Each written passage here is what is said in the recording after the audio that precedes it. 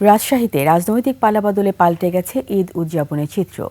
গত বছর ঈদে নেতাকর্মীদের পদচারণায় মুখর ছিল আওয়ামী লীগ নেতাদের বাড়ি। এবার সেখানে ভুতুড়ে পরিবেশ। বিপরীতে নেতাকর্মীদের পদচারণায় জমজমাট বিএনপি নেতাদের বাড়ি। হাসান আল মবিনের ক্যামেরায় রাজশাহী বিভাগীয় প্রতিনিধি বদিউল হাসান লিটনের তথ্যে ডেস্ক রিপোর্ট।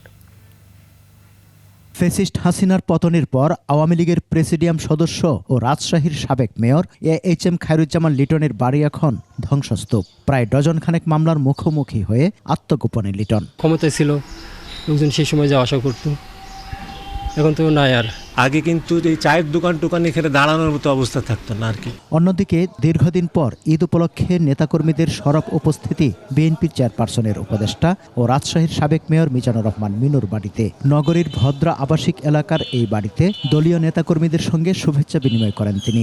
লিলি হালাল বিউটি সোপ, বিএসটিআই কর্তৃক সনদপ্রাপ্ত দেশের প্রথম হালাল বিউটি সোপ। দীপ্তিময় উজ্জ্বল ত্বকের জন্য।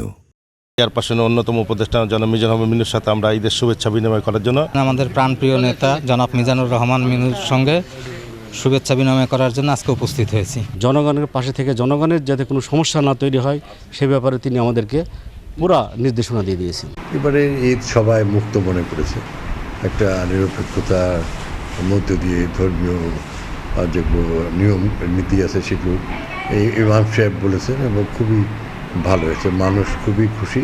দেড় দশক পর নেতাকর্মীদের নিয়ে মুক্তভাবে ঈদ উদযাপন করতে পেরে খুশি সাবেক এই মেয়র। সমর ইসলাম, ডেস্ক রিপোর্ট, 21 টেলিভিশন।